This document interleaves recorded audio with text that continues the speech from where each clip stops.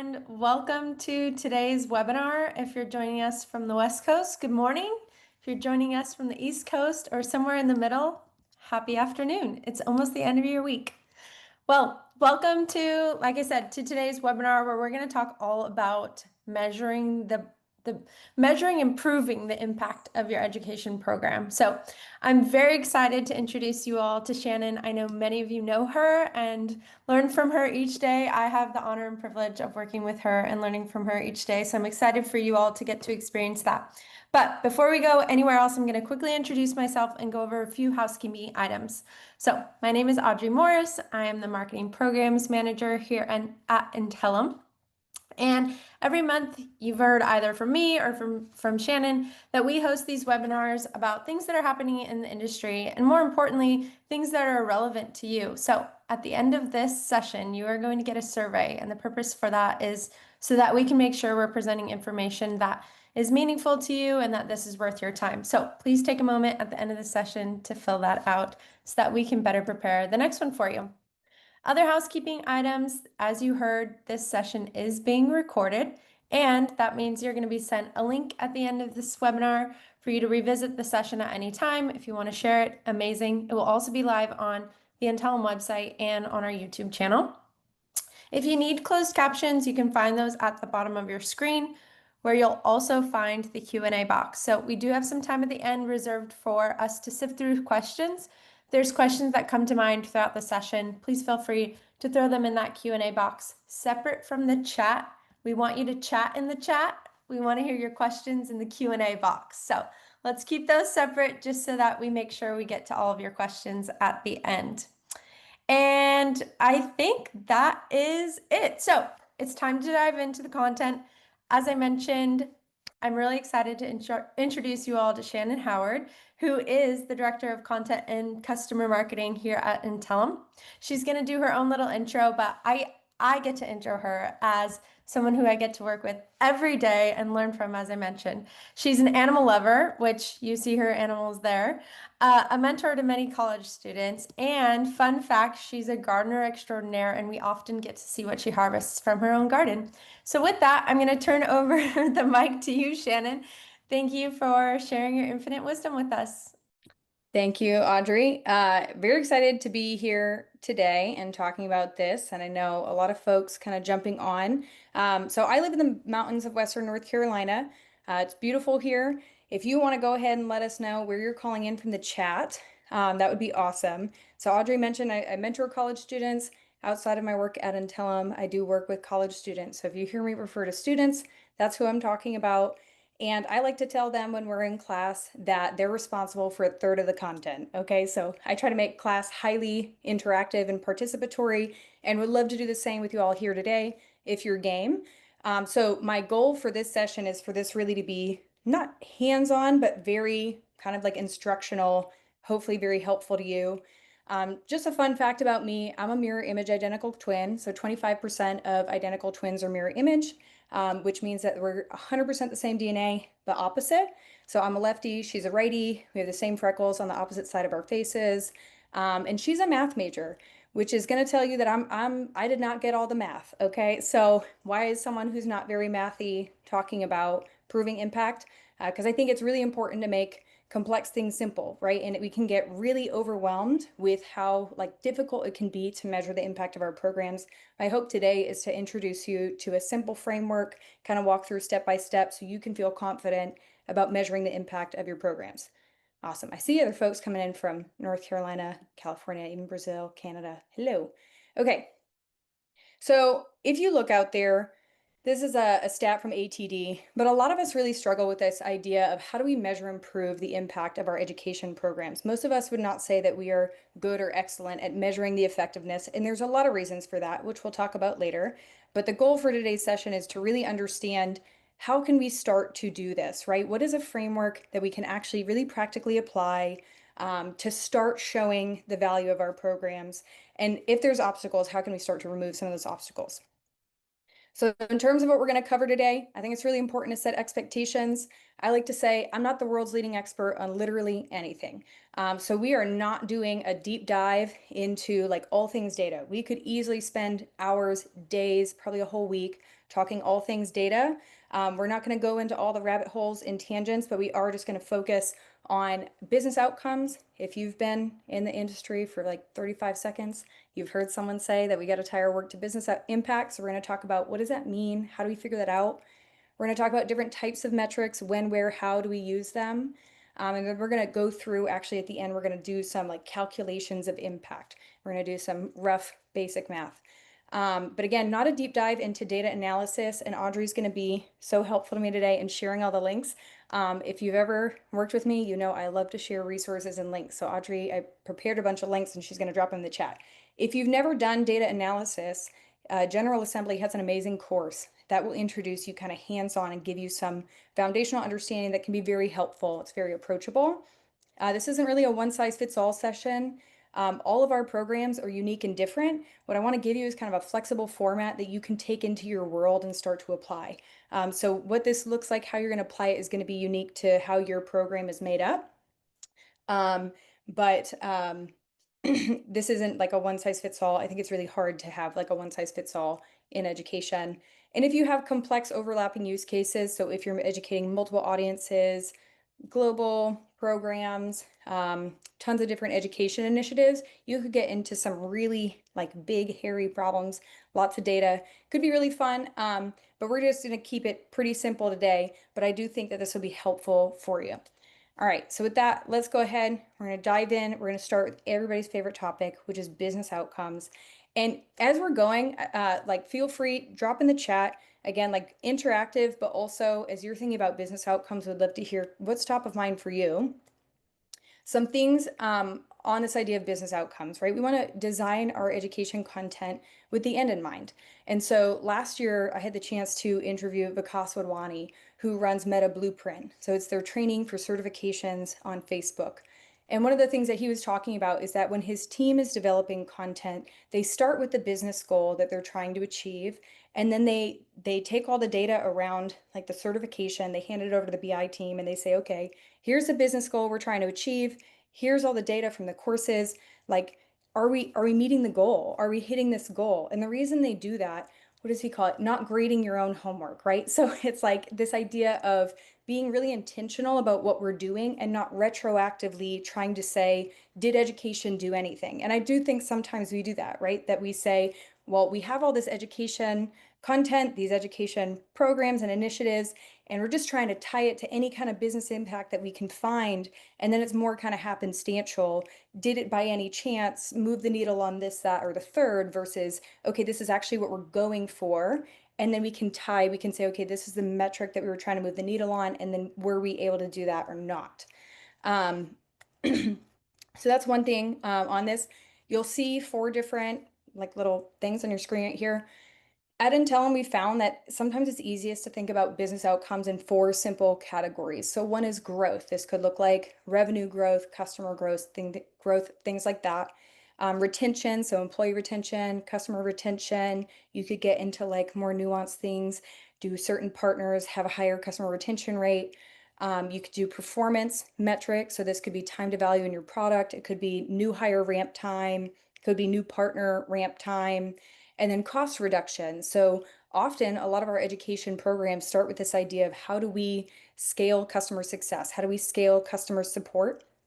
And so cost reduction can be kind of a quick and easy way to show the impact of our programs. Now, one kind of flag that I want to wave on the cost reduction is that when we were doing research around education-led growth this year, we found that yes, programs are focused on cost reduction, but it tends to matter more the more kind of enterprise level your company and program is, because those numbers tend to be bigger, more impactful. But the places that we really want to focus are kind of here on growth and retention. So as much as we can be thinking about growth and retention for our programs, the better. So we are going to kind of walk through a step-by-step process. We'll start here with the end in mind. If you're asking yourself, like, how do I even figure out what business outcomes my education is supposed to be driving? 3 possibilities. The first one is that you can ask. In a dream world, someone comes to us and says, Shannon, I've got a problem that I think education can solve.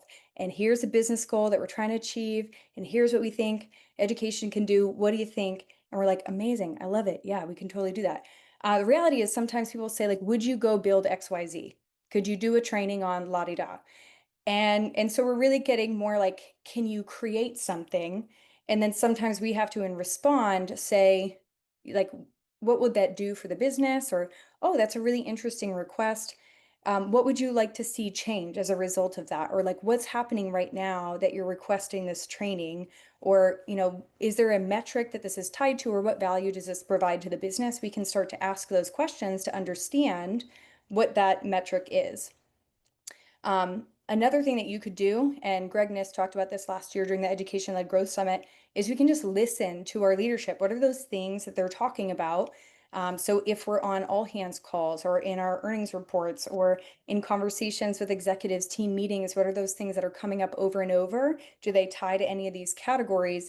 And can we kind of assume, or can we imply that maybe this is the goal? We're trying to drive growth, or like as a company, we're really focused on retention because we've got a leaky bucket or whatever. And then the last thing is I found, so I've heard that some people, their companies are not very transparent about company goals, which is kind of a wild thing to think about. I've never worked for a company that wasn't very transparent, but what I've found kind of trend wise is that most companies have three primary objectives for a year. One is around revenue, one is around retention, and the third's a little bit of an odd duck. The third one's something like increase employee NPS, improve customer satisfaction. Maybe in 2025, it's about AI literacy or incorporating AI into more of our workflows to become more efficient. So this one might be like kind of out there, but you can never really go wrong if you're thinking about growth and retention. So if we think about different types of metrics, and there's a lot of frameworks for this, right? So again, we're not going to do all the rabbit trail around metrics. Last month, we sat down with Vanessa Alzate from Kirkpatrick Partners, and she walked us through the Kirkpatrick model of measurement, which is awesome. But today, for simplicity's sake, we're just going to talk about three types of metrics. So we have activity metrics. These are really easy to measure. They're the things that we probably most likely have our hands on already. It's things like, did people attend training? Did they enroll in a course? Did they earn a certification? And these tell us, are we heading in the right direction, right? Are we even getting people's attention? Then we have behavior metrics. And so why do we create education and training? It's to change behavior. That's what we're trying to do. We're trying to influence people to do something different. And we're trying to teach them how to do something different. And so we want to look at, did this education like change behavior? And so that could look different kind of depending on what your company is or what metric you're looking for, right? If you have a customer education program, maybe you're looking at, did people use the product more? Did they use certain parts of the product? Do they submit fewer support tickets? Do they stop submitting really basic support tickets that they could have just found the answer for somewhere else? If you are in learning and development, you know, we just went through security awareness training. And so I'm thinking like a behavior metric might be, did people report the phishing email that went to them? Which I'm sorry, Mohammed, I keep forgetting about the little icon in Gmail. I definitely don't open them and I delete them, but I don't remember to hit the icon. So clearly you have to go back through this training. Okay, but behavior metric is often a little bit harder to measure because we don't always have access to that data. It might live in an HRIS, it might live in a product analytics platform, our product team might have access to these metrics. But then ultimately, what we're trying to do is we're trying to move the needle on business metrics, right?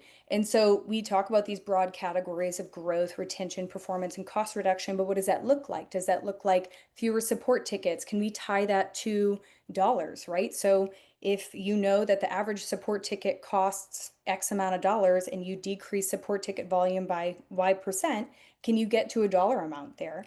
If you are increasing customer retention, what does that do for the business, right? And then we can start to get to more of these actual numbers and metrics where we can show our value to the business.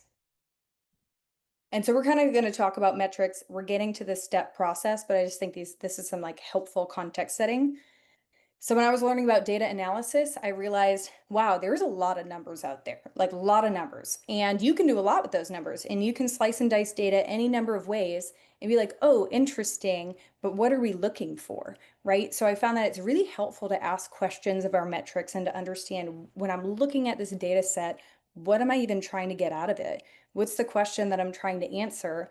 And then it helps you to narrow in on, well, what metrics do I actually need to measure to answer that question? So for activity metrics, the question that we're trying to answer is, are people engaging with our education and training? So if nobody's showing up to our training, if no one ever logs into our LMS, if we can't get people to do a course, that's pretty problematic. Education is going to have a problem moving the needle if we can't even get people to do the thing. So activity metrics are important because they tell us, are we heading in the right direction? Are people engaging with our education and training? Because that's the first step to them actually changing and then to moving that business impact metric. For behavioral metric, we're asking, did people do the thing? Did the behavior change, right? So if we're training managers, are they having one-on-ones? Are they conducting effective performance reviews? Or if we're in customer education, are people using more of the product? Are they using certain parts of the product that we taught them about, right? And then business metrics, we're asking the question, did this move the needle on a key business metric? Did this make an impact to the business? And then once we know what those questions are, then we can kind of understand, well, what data points do we need to look at? Because there are some like program level metrics that you're going to be looking at, maybe customer satisfaction, right? Like a CSAT score on your content. Audrey mentioned at the end of this, you'll be able to rate this, you'll be able to provide us some feedback. That's a great and valuable metric, but it's not something that the business necessarily cares about.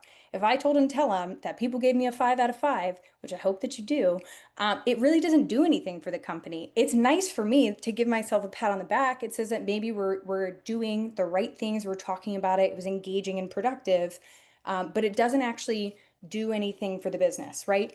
But if we looked at, okay, are people showing up and then are they doing something differently as a result? Now we're getting to something useful and meaningful. And then the last part here is just around, and I'm sorry, I wanted to do like a little ladder illustration for you, but neither Amber nor myself got the graphic design quality there. So that one was not split between either one of us. That one was just missing in the gene pool entirely. But the idea here is that you want to ladder up your metrics. Again, so all of these metrics, they matter, but they matter at certain points and they matter in different ways. So kind of at the bottom of our bottom rung is these activity metrics. Are people attending training? Are they completing a course, earning a certification, logging into your learning management system? Are they engaging with education and training? Then next up, are they doing the thing? Has their behavior changed? Are we able to measure that? And then can we work our way up to business impact? So let's say we're educating customers and they attend a training and then they increase their use of our product and then they are more likely to retain, right? Can we actually work our way up this ladder, this metrics ladder to show the business that this is the impact that it has? So each of these matters, but we kind of want to work our way up in the flow. And what we're trying to get to is a statement where we can say, well, no, this being your education initiative program effort is successful if it achieves X, whatever the goal is, as measured by Y. And we're going to talk about this, but as measured by Y is really, really, really important because if we don't have a way to measure something, then it's not a good goal. And maybe it's that we don't have a way to measure it today, but we think it's worth measuring, so we've got to find a way to track that, right? So especially if you're talking about product adoption, if your product isn't instrumented and you have no way to measure it, that's going to be really hard. It's going to be hard to prove that you were able to move the needle on product adoption if there's no way to measure product adoption. All right, so let's go ahead. We're going to walk through an example kind of step by step, and this is where I am going to invite you to chat and answer some questions. Okay. So the first step we want to do, we want to go back to those business outcomes. We want to start with the business problem. So let's say that Acme company has high customer churn due to low product adoption, right? So Acme company might have high customer churn, right? And maybe they've isolated this to low product adoption. So high customer churn could be for a number of reasons, but let's just say that Acme company has already done their research and they figured out low product adoption, that's the problem. Also, sidebar here. I know we have folks from L&D and customer education and probably partner education on the call. I'm going to go back and forth between examples because it's applicable in both worlds, but just I don't want you to feel like, oh, she hasn't gotten to an L&D example yet because we're getting there. Okay, but Acme company, high customer churn. At this stage, we want to be asking ourselves a question. right? So Acme company has high customer churn. They've figured out that it's because of low product adoption, but we need to understand is education the solution? Right? Is the low product adoption because people can't log into the product? Like, is SSO not working? Because that's not a problem that education can solve. That's a product problem.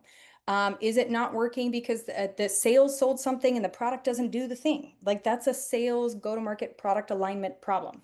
So it's called root cause analysis, and we won't go into a whole thing, right? We'll put that in the for later bucket. But we do want to make sure, is this a problem that education can solve? So assuming that our product works and assuming that sales sold the thing that people like bought your product for, maybe they just don't know how to use it. And if that's the problem, we can do something about it. Okay, so that's our business problem. Now, step two, we want to define the business goal. I had a brief moment where I thought I spelled business wrong, looking at my screen. Okay, but step two, define the business goal. And this is where you're going to help. So if our business problem is that Acme company has high customer churn, what business goal are we targeting with our education programs and initiatives?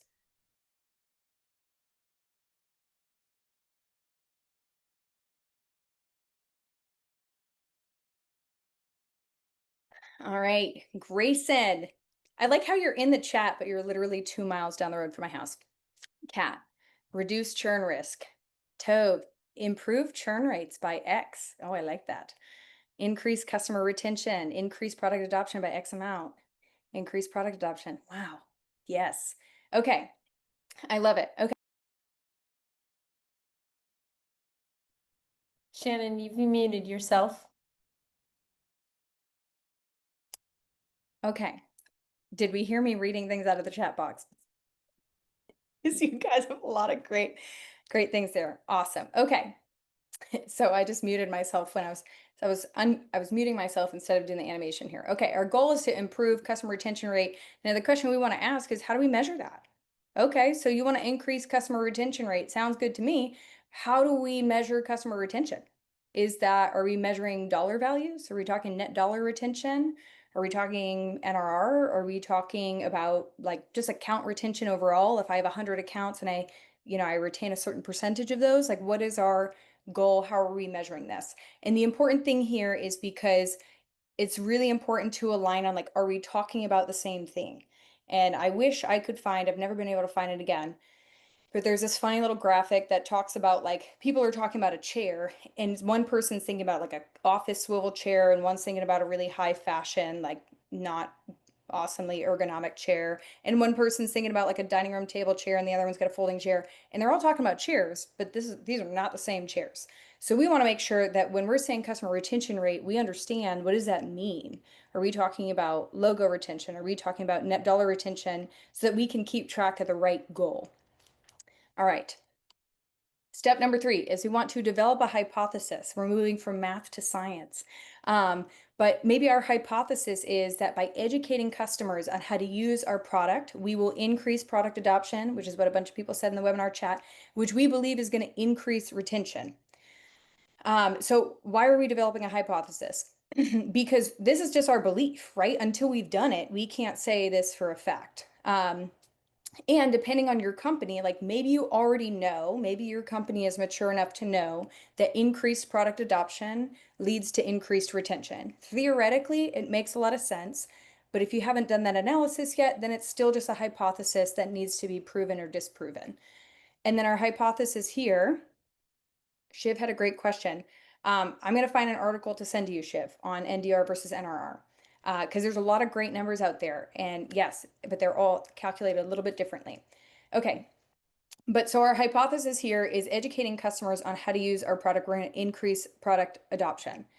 And so it's dependent on us to be able to prove or disprove both parts of this hypothesis, that we can increase product adoption and increase retention. And so if you go back to kind of that ladder, we're educating our customers, right? That's the beginning part. If people are doing the thing, we're on track.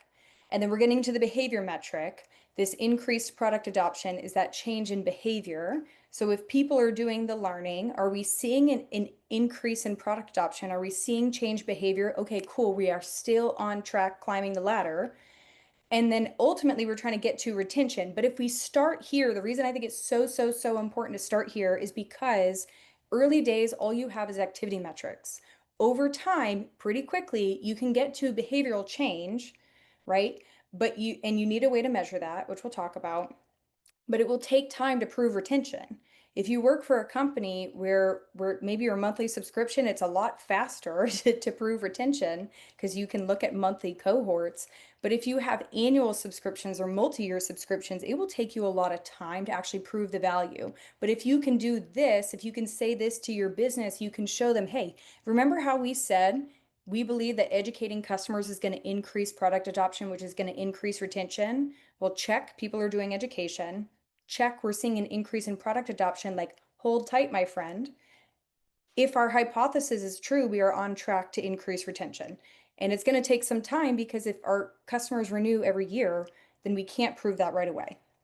That's why I think this hypothesis part is really important to be able to say to people, like, tracking can take time, but if we're all on the same page about it, now we can say, hey, we're on our way, right? So your sales and marketing teams do this, right? They don't close business every second. That's not how they're measured. They build pipeline and then they say, hey, look, we're moving, and they're moving along in the process, and we believe that they're going to close.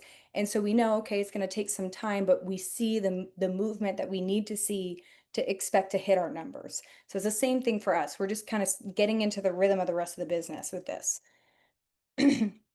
Step 4 is identifying the behavior change. Now I'm thinking we probably should have done this. Wow, I walked through this like 5 times. Should have done this before the hypothesis, okay? But we're identifying the behavior change. We already talked about increasing product adoption. There are questions that we want to ask here. The first one is, what do our most successful customers do? Your product team may already know this, right? They may have already done an analysis and said that customers who do X, Y, and Z, or just X, are more likely to renew. And so some companies have done this already, some companies haven't. It's usually called a happy path. If we can get people to do these things, they are more likely to be successful, more likely to renew.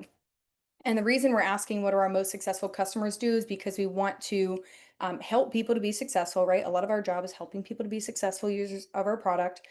And we want to keep them on that track that we know is more likely. We're not guaranteed anything in life, but we just know that they're more likely to renew and retain if we can get them to do these things. So at a previous company that I worked at, it was like a monthly subscription product, and we had a primary value metric called email previews. If we could get people to use their email previews, they were going to renew. I mean, you can't guarantee anything, right? There are going to be reasons that people cancel that are out of my control. That's okay. But I knew if I can get people to learn how to like run their email previews and look at them, they are more likely to renew month over month. And so this is the path that I'm heading towards. I also knew that if we could get people like a secondary value metric or a secondary indicator of success, if they add new users to the product, right? So if they invite other people maybe to collaborate on an email, provide some feedback, look at the previews, that was also maybe to a lesser extent tied to retention, but still tied to retention. So I know that these are the kinds of behaviors that I'm trying to drive. So when we're talking product adoption, what is that behavior change that we're looking so that we get from like increased product adoption to an actual metric? And then based on that, how are we going to measure, right? So what does our increased product adoption look like? Does it look like frequency of use? And a lot of companies are going to say, oh, like we want more frequent use. Be realistic, okay? Like not every product is a daily use product. Like we build emails in Marketo, right, Audrey? Like we build emails in Marketo, but that doesn't mean we necessarily log in every day. And I don't know that it would mean that we're better users of Marketo because we log in every day. As long as we can build the emails that we need to build when we need to build them, like we are getting the value that we need to see. So sometimes that's not the value metric. I just want to put a note there. It could be breadth of use. It could be using a particular part of your product. And then again, are we even able to measure this, right? Do we have a product analytics tool? Do we have a way to measure frequency of logins? Do we have a way to measure use of the product, use of certain features, things like that? If we don't have a way, then it's not usually a good goal, or we want to find a way. Like if we're trying to drive this behavior, okay, is there a way to get to this? And sometimes there are some really creative workarounds that you can get to. And then sometimes you need to kind of work with someone to like maybe instrument your product. All right. How can we isolate what is an improvement impacted by education versus something that was influenced by other factors? Okay. That's a great question, Renato. And um, and I'm going to find for you an article that someone shared around um, like correlation versus causation. Because man, there's so many like fun things around correlation and causation where there's like there could be charts that like these two things they look like they impact each other. Doesn't mean that it actually impacts each other. Just like happen to be that case. And so I think as long as you know what your like the goal is that you're trying to change, you can say like, hey, we were trying to move the needle on this behavior or on this business metric. And we notice, and we'll talk a little bit later about cohort analysis, that people who do this, like people who complete this training or who do this thing, are more likely to do this other thing. That doesn't mean that 100% of the time when customers renew, it's because they participate in education and training. There are always going to be a variety of factors. But I'll go again to our like sales and marketing friends example is, there's a lot of things that you do in marketing. Does any one thing lead someone to want to be interested in your product? No, usually not. Like you usually are doing a variety of things that influence people. But I think it's to show people like the influence that education has. And Chris LaDolce, who was on the founding team of HubSpot Academy, he said on this podcast once around this topic, which I'll find that podcast for you. He said, sometimes it's helpful to ask people, like, if we didn't have education, what do you think would happen? Because sometimes it's like in the absence of a thing, we realize that we actually value the thing. And the other thing that I push back on too, just around like correlation causation, is I don't see other teams always being asked to prove that what they did was the reason that something happened. And so, like, yes, important, but also I think sometimes it's just like building confidence. And I think a lot of this language here will help to build confidence in education and measurement. Because if we're not able to communicate to the business what we're doing, why we're doing it, the value, the impact on a regular and consistent basis, they're going to be skeptical and then they're going to ask us these questions. But I'm going to find you some articles on that. Yes, Chris said it's really hard to prove causation, but telling a good story around correlated data can get you a long way. Ooh, which reminds me that I forgot to add a link for Audrey. But Duarte's data storytelling is going to be a great resource for people. Okay, we've been going through these steps. I'm going to find that I'll share that link later. Identifying behavior change. Okay, and now we're getting to this. We'll know this education effort is successful if it increases product adoption as measured by, in this example, in like usage of X feature, right? So in our example, we're kind of building out this statement. We want to make sure that we can measure, and we're going to be proving this along the way. We're going to be proving our hypothesis. All right, and then finally, we're kind of laddering down to our activity metrics. So we know we're trying to increase customer retention through product adoption. That product adoption looks like the usage of X feature or Y feature or certain things. And then what is it that we're building? What is it that we expect people to do that's going to lead to that result? And so here I said maybe they're completing an in-app onboarding flow. Maybe that's part of your education program. Maybe they're attending an onboarding webinar, or maybe they're completing a getting started series. Maybe it's some combination thereof, right? And so one of the things I try to account for here is there's not always just like one size fits all, right? Some people may use your in-app onboarding flow. Some people like a webinar. Some people may want like self-serve content, all good. And it could be interesting to look at. Is there a certain type of onboarding material that makes people more or less successful? I was talking to a company a couple weeks ago, and they were saying, it would be really interesting, like people who go down this path or this path, are they more likely to renew? Are they more likely to use the product? I'm like, that's a great like thing to test and figure out. So the questions we want to be able to ask is, are customers who complete this education initiative more likely to do whatever this behavior is? And then ultimately, are people who do this more likely to retain? Um, Nick said, I've spent a lot of time over the past year or so looking at platform usage of customers who stay versus those who churn to identify patterns. Love it. Things like time spent, areas visited, and the number of users they choose to provide access to. Yeah, that's awesome. This gives us our kind of happy path that we're trying to get people down. Because sometimes I think I've been using this analogy recently of sometimes we're introducing people to our product, and it's like if someone came over for dinner, usually what would you do? You'd be like, here's where you can put your coat, you can leave your shoes here, bring your dish into the kitchen, and if you need the bathroom, it's on the left, right? That's how we would introduce people to our home. But sometimes our product onboarding looks a little bit like, welcome to my home. I installed this new door the other day. Don't know if you're interested in doors. And over here on the right, I've got like a couch. And over here is a guest room. You're not staying overnight, but in case you were wondering, I do have a guest room. And then this is, and like we're introducing people to everything that they really don't need, right? And so this happy path keeps us focused on like, what are those things that people actually need to know to be successful users of our product? All right, time to math. Okay. All right, so text heavy screen, apologies. I have two examples here, a SaaS example, L&D example, but we'll kind of walk through it together. So let's say that we work for a SaaS company with an annual subscription. So Acme Company sells a mid-market SaaS product for $15,000 a year, right? It's kind of like down market product. They bring in 500 new customers a year. Their current renewal rate is 80%, which is on the low end of normal. And they want to increase that to 85%, kind of getting to the middle of normal. They've got kind of like a reasonable stretch here. I want to go from 80 to 85, all in the good range, 80, 90%. But they just want to increase it by 5%. And they think education would be really impactful for that.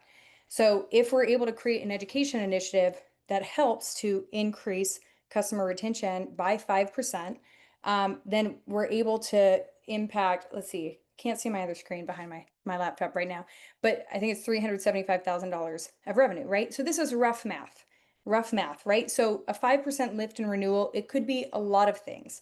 But if we're like saying, hey, this is the goal that we're going after as a company, like we help to influence that increase in revenue. And this is from one cohort of people, like one group of people who kind of came in during that year. Are they more or less likely, right? Because Acme Company probably already has some other customers. So this is just more like of these new customers. Let's say we revamped onboarding to increase customer retention and we were able to hit that 5% goal. We're able to do some rough math here to say, like we were able to impact $375,000 of retention revenue. And that doesn't even include, I put down here second order effects. So there's kind of like the initial, we retained customers, $375,000 of revenue, but how does it impact current customers? Is there an increase in retention for them? How does it impact referrals and advocacy and word of mouth from your customers? Are they more likely to engage in webinars and case studies and things like that? Those all have value to your business. So yes, 5% lift in retention, but there's all these other benefits for your business as well. So this is like one maybe simple way to do some retention math. Now let's say we're in L&D and the business has a problem, right? We're, in this example, we're in L&D at a manufacturing company. Employee turnover is up to 39.9%, which is pretty high, up from the past. And the business wants to bring that back down to 30%. So bring it back down to where maybe it used to be. And so their hypothesis is that investing in education, training, development is going to increase employee satisfaction and then lead to a decrease in turnover.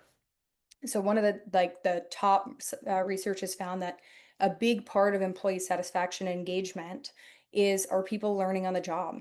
Do they see opportunities to learn and grow?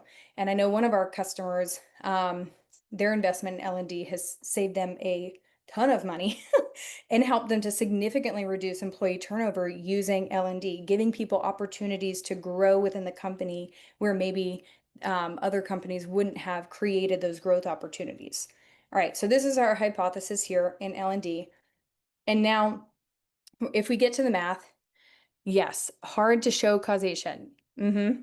Without, Adam, you don't put your customers in a controlled laboratory setting?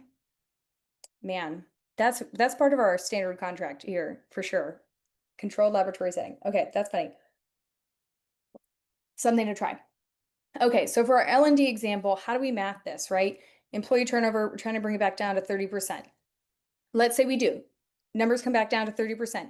Ideally, you have these numbers, and someone in your business might have these numbers, right? So earlier we talked about reducing support tickets, and some companies know how much a support ticket costs them, because they're able to look at, we have this many support reps who answer this many tickets a month, and over time we're able to average it all out and say that the average support ticket costs us X amount of money. And so if we reduce support ticket volume by whatever percent, we're able to get to a dollar value. Often you can do the same here in L&D. Your company may have these numbers, your HR team, your CFO might have these numbers, or you can use industry averages, right? So let's say Acme Manufacturing, I tried to use round numbers here just for easier math. Acme Manufacturing has 1,000 employees, so 39.9% turnover means 399 employees are leaving every year. Sounds egregious, but it's normal in a lot of these companies. Depending on where you look, the cost of employee turnover is either half of their salary, 2 to 3 times their salary. Some people say $30,000 to backfill a role. Doesn't include all the other things of like lost opportunity costs, decreased morale, whatever. But let's just say we'll pick the $30,000. That seems like an easy number to do math on. So if we hit our goal of decreasing employee turnover from 39.9% down to 30%, then we've effectively saved 99 employees. We've retained the company 99 employees at $30,000 a piece. That's $2.97 million that we've saved our company. So that's like a pretty powerful stat, right? Like it's one thing to go to the business and say, we created all this great training, people really love it. We get 4.8 out of 5 stars on our smile sheets. And it's another thing to say, hey, we helped to increase employee turnover or decrease employee turnover to the tune of $2.97 million last year. It's pretty significant, right? To be able to talk about this. And again, like these numbers may not be perfect, but it's the idea is to start talking the language of your business and show them that there's a willingness and an interest. What we don't want to appear like is like we're over here, and if you tell me that you want content created, training created, I'll just go over and I'll create it.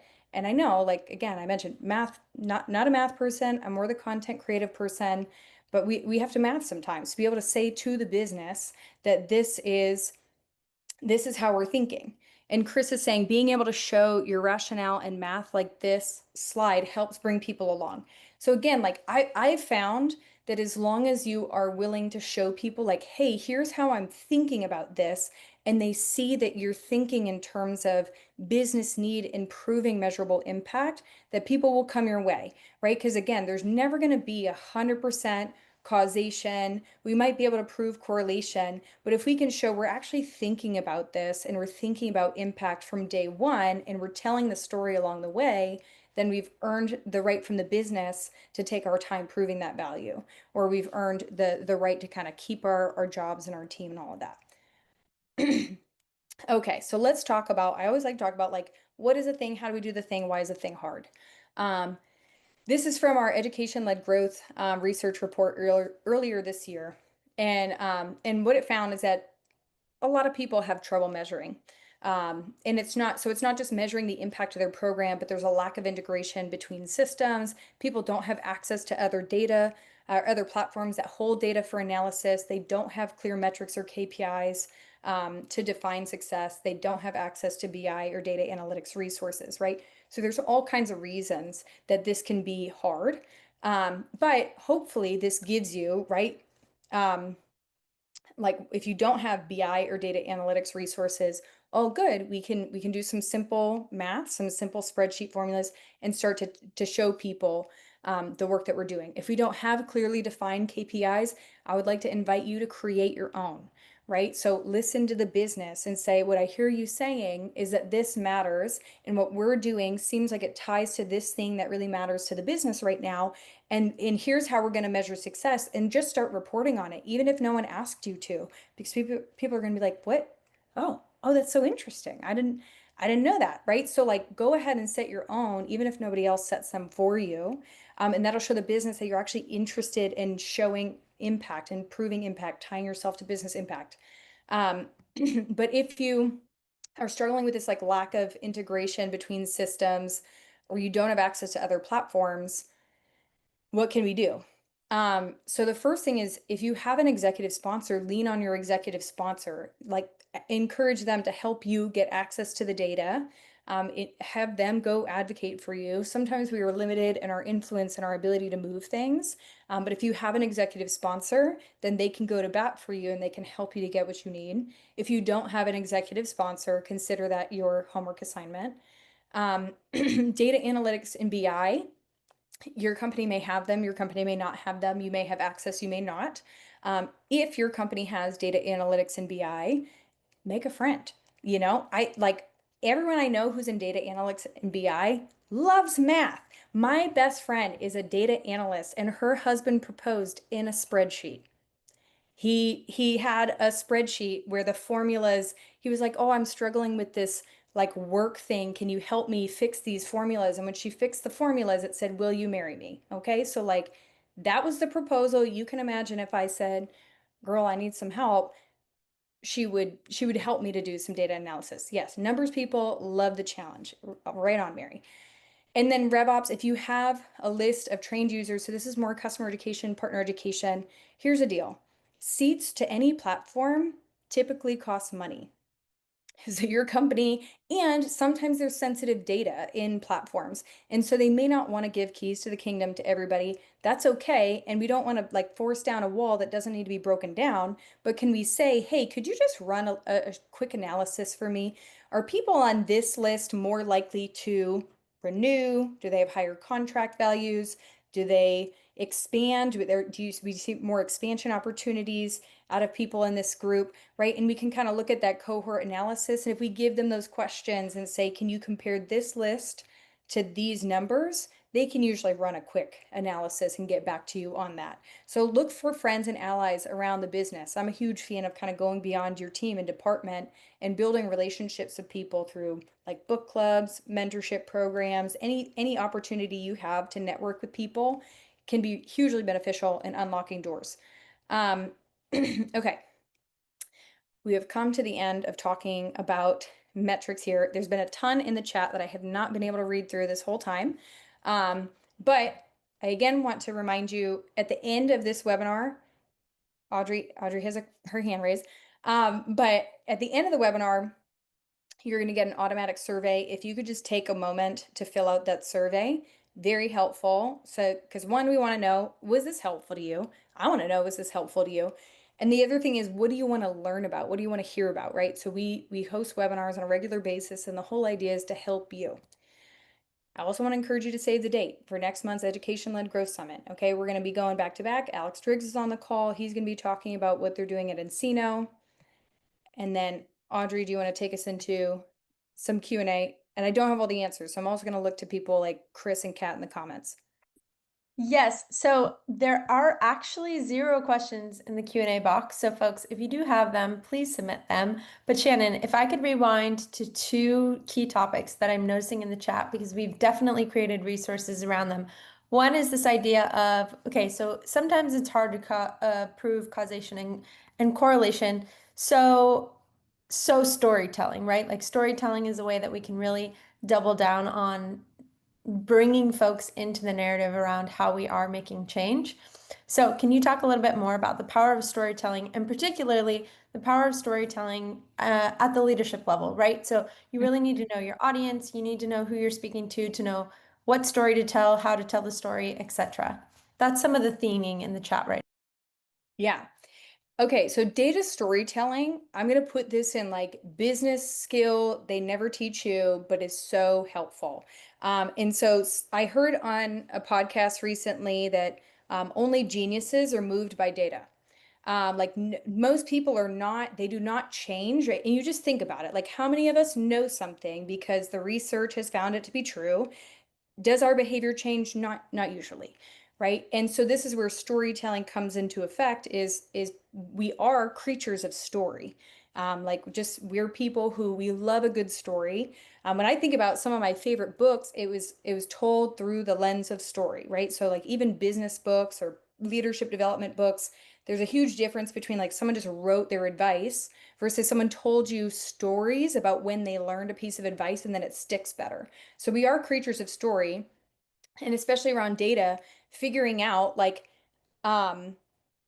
your I'm going to say your executive team doesn't want to see a spreadsheet. there are sometimes no hard and fast rules. Like there are some executives who want to see a spreadsheet, but to figure out like what data do they need to see? How do I show them that data? How do I visualize the data in a way that makes sense? And this is where like slide design, figuring out what is the visual that I put here, and then what heading do I give this visual so that people can look at something and understand? Because here's the thing, people do not have a lot of mental calories to spare. I mean, in the year 2025, most of us don't have mental calories to spare, but especially talk about executives, all the things that they're balancing, they do not have time to look at your data and make their own conclusions and inferences. They need you to do that work and then tell them what the data says and illustrate it very clearly. And then the storytelling part is to kind of bring them along for the ride. So something I've liked to do is when I'm talking about like specific things, I'll bring in examples. So something I've encouraged people to do is if you are maybe talking about the impact of your customer education program, is there a big customer that your company really loves, that's really like meaningful to your company, who engages with your education and training, and it's been impactful to them in their journey? It's helped them to learn parts of the product, use more of the product. Don't just talk about, vaguely speaking, people who do training more likely to use a product, retain, all good. But can you show them like, hey, actually, that account that we really love? Let me tell you a little bit about their story. They came to this thing and then they were able to learn this, they did this, and then it led to these things, and we're bringing them along for the ride. We're putting it into context, and we're also tying to something that's really important to the business. And I think that's another great thing about like communicating to executives, is understanding what are those things that really matter to them, what is the language that they use, what do they talk about all the time, and like tying into that. Um, so stories are really great, helping them to see kind of, and then I think the other part is just kind of bringing them along. Chris, I think you mentioned like the slide. Let's go back here in time. Beep, beep, beep, beep. Um, Oh, this, like kind of bringing them along for the ride of our math, right? So when you think about like when you're in math class in school, there's like filling out the answer, and then sometimes your teacher wanted to see the work because they wanted to see how you got there, or if you just flipped all the way to the back on page 774 and it gave you the answer. I don't know why they gave us books that had the answers in the back. But they want to see your work because they want to understand like, how did you get there? Did you have the right thinking? And so I think that's part of it, right? Bringing people along for the ride. Um, yeah. Holly, the data only moves someone if it elicits a positive emotion. Potentially. I would almost say any extreme emotion, because anger can definitely move people. When people are like, "What the heck? Like, why is this happening?" That can move people to action too, right? If you're looking at high customer churn numbers and you're like, "Are you kidding me? What is happening?" Like that can move people too. Awesome. Thanks for dropping the link to the data storytelling blog, Audrey. Yeah. Yeah, great We have share. a new question in the chat from Kate. So thanks so much, Kate. Kate asks, from the L&D standpoint, I find it hard to identify and narrow down business goals and metrics for new hire onboarding. Any ideas? Ongoing programs are usually around specific features or business goals, so it's easier to figure out what to focus on. Mm-hmm. That's good. Maybe follow-up question is like, what is this generic new hire onboarding? Is this like anyone in your company? Is it particular teams? And then also, if any folks in L&D are in the chat and you have an answer, feel free to jump in and type your answer in too.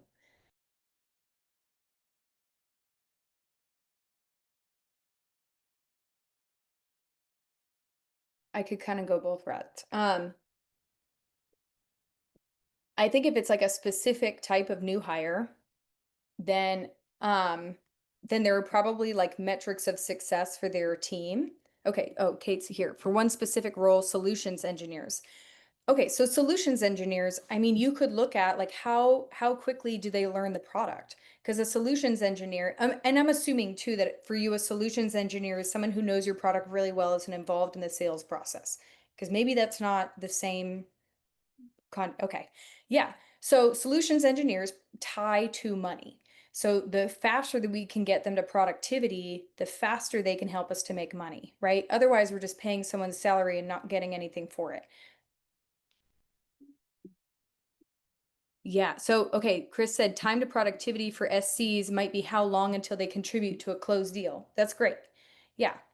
And maybe depending on how long your deal cycles are too, right? If they take a little bit longer, it might take a while to see the closed deal. So it might be like how I don't know how you determine that an SE is ready to be on a sales call, but let's say you have some kind of like disco demo where they have to prove themselves, like how long does it take them to get to the point where they're capable, they're knowledgeable around the platform? How long does it take them to get into calls? How long does it take them to get to that closed deal? Because if I think for a lot of new hires, it's like how quickly can we get them onboarded up to speed into productivity so they're contributing to business value? Because the longer it takes to see impact. Yeah.